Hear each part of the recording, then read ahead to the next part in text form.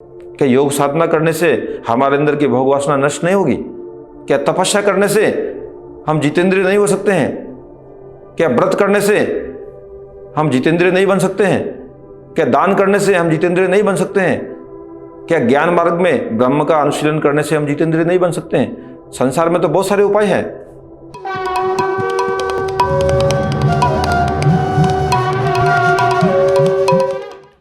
श्रीमद् भागवत में व्यास नारद संवाद सुंदर रूप से वर्णित है।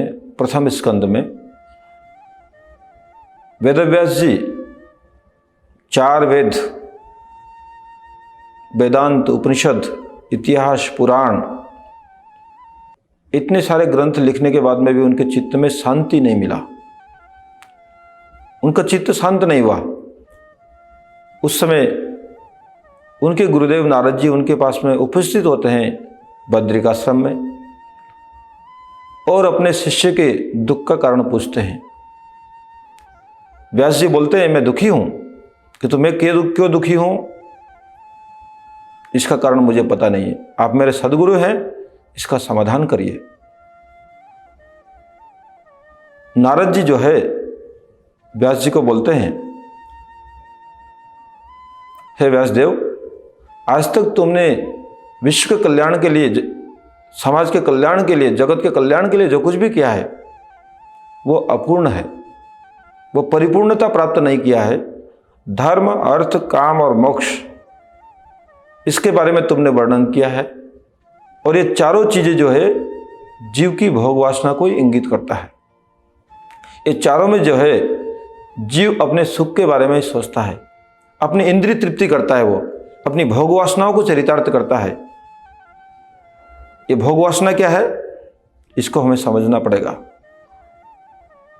जीव अपने सुख के लिए अपनी पंच ज्ञानेंद्रियों के द्वारा जो भी आस्वादन करता है उसको हम लोग भोग वासना कहते हैं, उसी को हम लोग विषय भोग कहते हैं।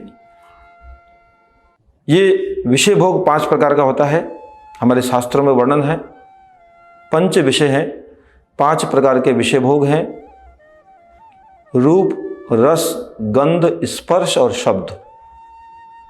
इस संसार में हम जब भ्रमण करते हैं, जहां भी हमको अच्छा रूप दिखाई देता है, हमारी आंखें उधर केंद्रित हो जाती है।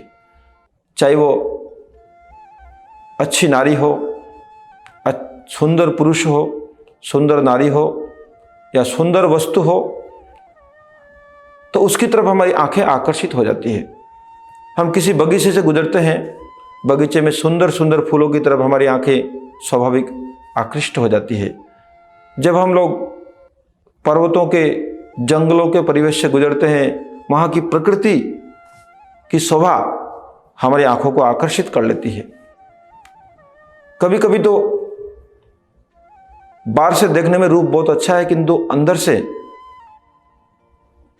वो जो है हमारा बहुत नुकसान करने वाला होता है। ऐसी चीज़ों को भी हम लोग आंखों से देखते रहते हैं।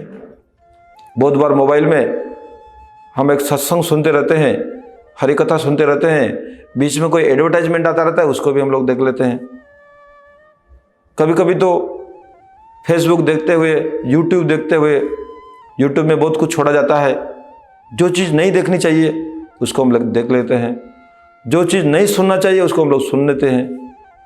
बाजार में जाते हैं, खाने पीने की कितनी दुकानें लगी रहती है, जो चीज़ नहीं खाना चाहिए उसको हम लोग खा लेते हैं। ये सब विषय भोग वासना है, क्योंकि हमारे अंदर जो है भोगों की वासना है। हम लोग क्या खाने से मेरा स्वास्थ्य अच्छा होगा, क्या खाने से मेरी आध्यात्मिक उन्नति होगी, क्या खाने से मेरा चरित्र अच्छा होगा, इसका ज्ञान हमें नहीं है। इसलिए हम लोग विषय भोग वासना में डूबे हुए, इसी को हम लोग विषय भोग बोलते हैं। हमारी त्वचा जो है अच्छा स्पर्श प्राप्त करना चाहती है, वो मखमल वाले गद्दे में सोना चाहती है। कान जो है इस संसार के बहिर्मुख गानों को, बहिर्मुख शब्दों को सुनना चाहते हैं, जो हमको नरक में ले जाने वाले होते हैं, जिनका अध्यात्म से कोई परिचय नहीं है, जिनका हमारे चरित्र से कोई मतलब नहीं है, जो हमारे चरित्र का नुकसान करते हैं। इस प्रकार अपनी इंद्रियों की दुर्बलताओं के कारण हम लोग जो है इन 5 विषयों का भोग करते करते हमारे अधःपतन की तरफ चले जाते हैं। इसलिए जो है विषय भोग वासना जीव का हमेशा नुकसान करती है। ये विषय भोग वासना मायाबद्ध जीवों की स्वाभाविक प्रवृत्ति है। जो भी जीव माया में फंसा हुआ है उसकी स्वाभाविक प्रवृत्ति है कि वो सांसारिक रूप को देखेगा ही देखेगा, वो सांसारिक शब्दों को सुनेगा ही सुनेगा, वो भगवान के प्रसाद के अलावा जितना भी खाद्य है, अखाद्य कुखाद्य, वो खाएगा ही खाएगा। इसलिए ये समस्त प्रकार की भोग वासना जो है एक मायाबद्ध जीव का परिचय है। जो माया में फंसा हुआ है, जो ईश्वर को भूला हुआ है, जो ईश्वर से कोई संबंध नहीं रखता है, जिसने माया को अपना गार्जियन मान लिया है, जिसने माया को अपना ईश्वर मान लिया है, जिसने माया को अपना नियंता मान लिया है, ऐसे व्यक्ति को माया ही नियंत्रण करेगी। इसलिए हम लोग जिनसे संबंध रखते हैं, जिनको अपना मानते हैं, जिनको अपना मार्गदर्शक मानते हैं, उन्हीं से हमको गाइडेंस प्राप्त होता है।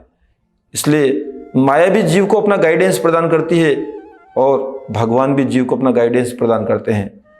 तो श्रीमद् भागवत का प्रसंग हम सुन रहे थे, व्यास नारद संवाद। इसी प्रसंग के अंदर भोग वासना से मुक्ति का उपाय क्या है, नारद जी जो है अपने शिष्य व्यास जी को बताते हैं। एतत् आतुर चित्तानां मात्रा स्पर्शेच्छयामहो भव सिंधु प्लवो दृष्टो हरिचर्यानुवर्णनम। नारद जी जो है भक्ति की महिमा, कृष्ण प्रेम की महिमा, ईश्वर प्रेम की महिमा बताते हुए व्यास जी को बता रहे हैं, हे व्यासदेव, तुमने अभी तक जिन ग्रंथों में वर्णन किया है उसमें शुद्ध भक्ति का वर्णन नहीं किया है। ईश्वर से प्रेम कैसे करना है उसके बारे में कुछ बताया नहीं है।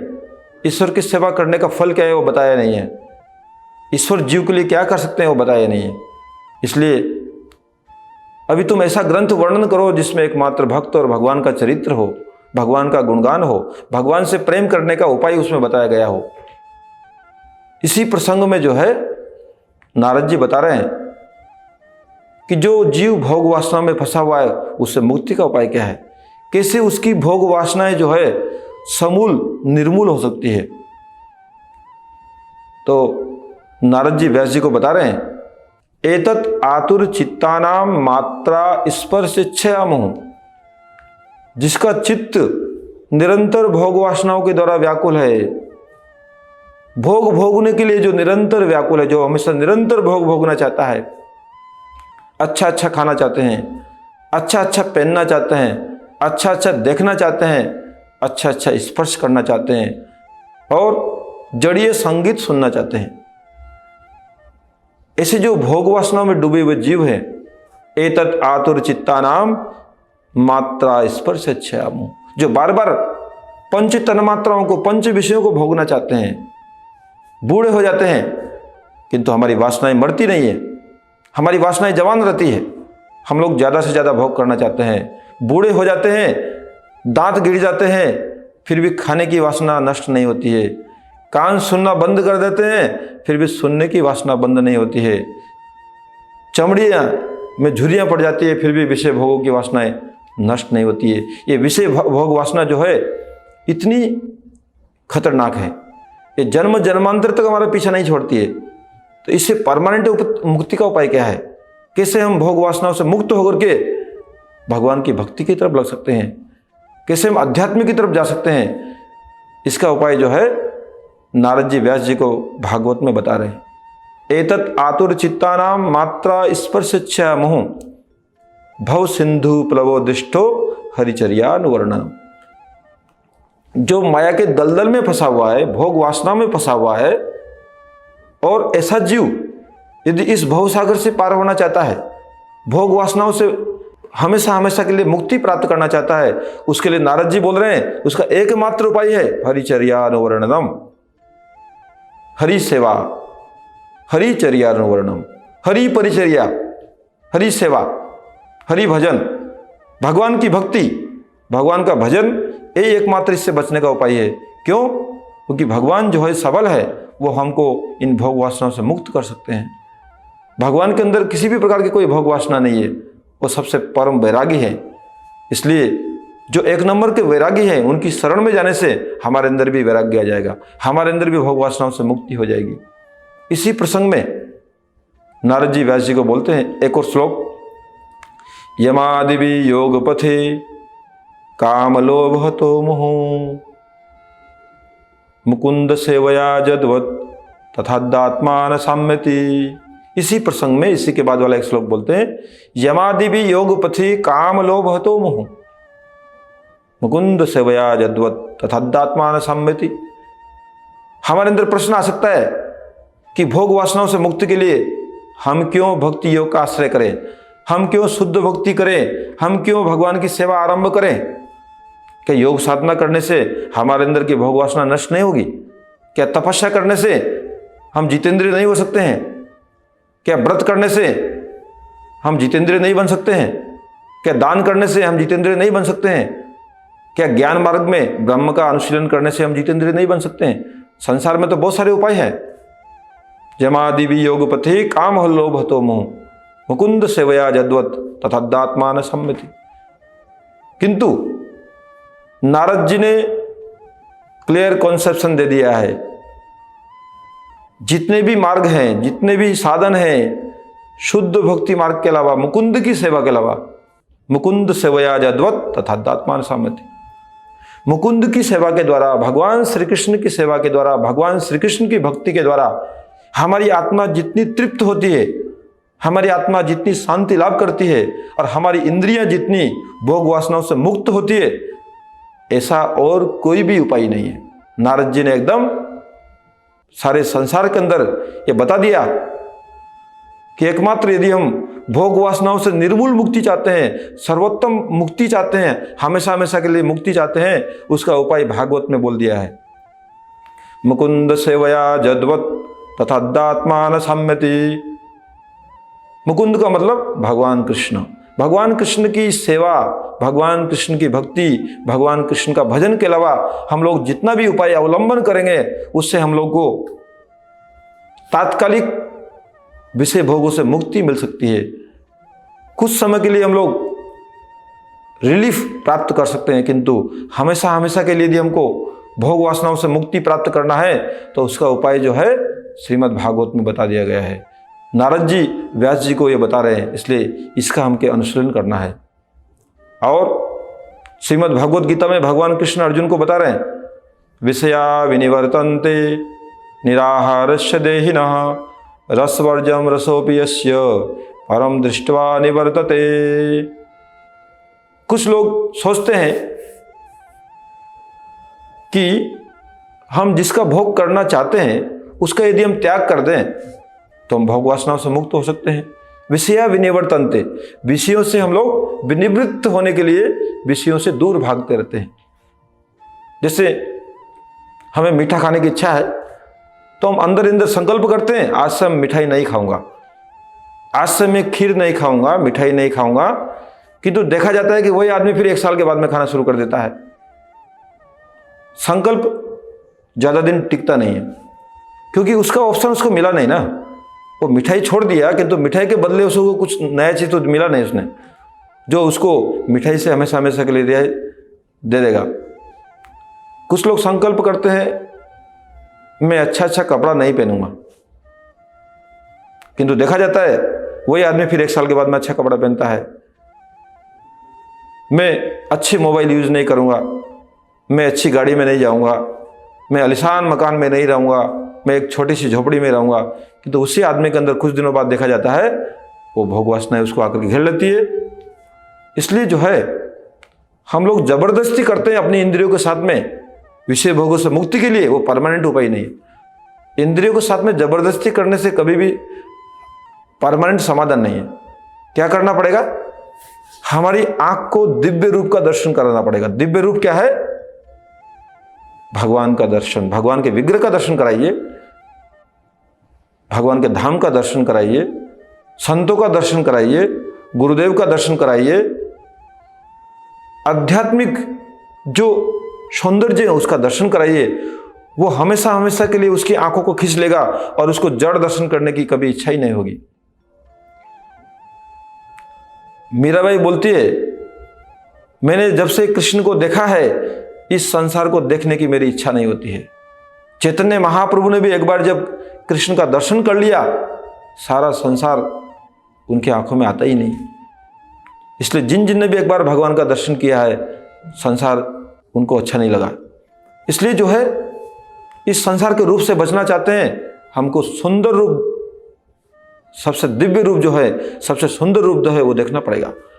हम लोग इस संसार की जड़ खाद्य वस्तुओं को, जो हमको माया में फंसाती है, अखाद्य कुखाद्य, उनसे बचना चाहते हैं, हमको निरंतर कृष्ण प्रसाद का सेवन करना होगा।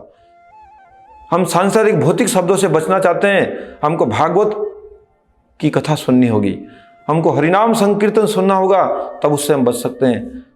श्रेष्ठ उपाय जब तक नहीं होगा, तब तक हम लोग निकृष्ट को छोड़ नहीं पाएंगे। इसलिए सर्वोत्तम रस, गीता क्या बोल रहा है, विषया विनिवर्तन्ते निरारस्य देहिनम रसवर्जम रसोपि यस्य परम दृष्ट्वा निवर्तते। परम रस की प्राप्ति जब तक नहीं होती है, तब तक हम लोग निकृष्ट रस को छोड़ नहीं पाएंगे। इसलिए बड़ा सोपान हमारे पास में होना चाहिए।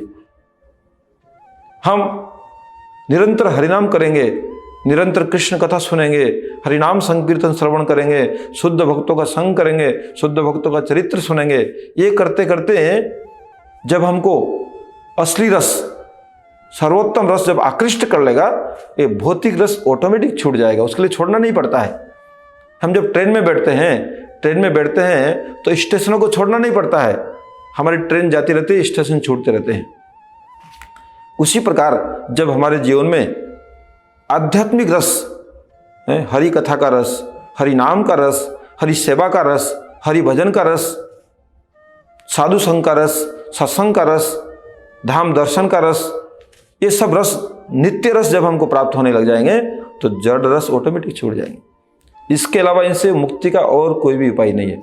इसलिए हम लोग इस जड़ रस से बचना चाहते हैं और भोग वासनाओं से हमेशा हमेशा के लिए मुक्ति प्राप्त करना चाहते हैं, तो एकमात्र कृष्ण भजन, कृष्ण भक्ति, कृष्ण सेवा, कृष्ण नाम, इसके अलावा जो है, इससे मुक्ति का और कोई सर्वोत्तम उपाय नहीं है। इसके अलावा हम लोग जितने भी उपाय करते हैं, वो सब इससे निकृष्ट हैं, इससे नीचे स्तर के हैं, और एकमात्र सर्वोत्तम है तो भागवत के अनुसार भगवान की शुद्ध भक्ति, भगवान का शुद्ध भजन, ये एकमात्र जो है भोग वासनाओं से मुक्ति का सर्वोत्तम उपाय है। हरे कृष्ण।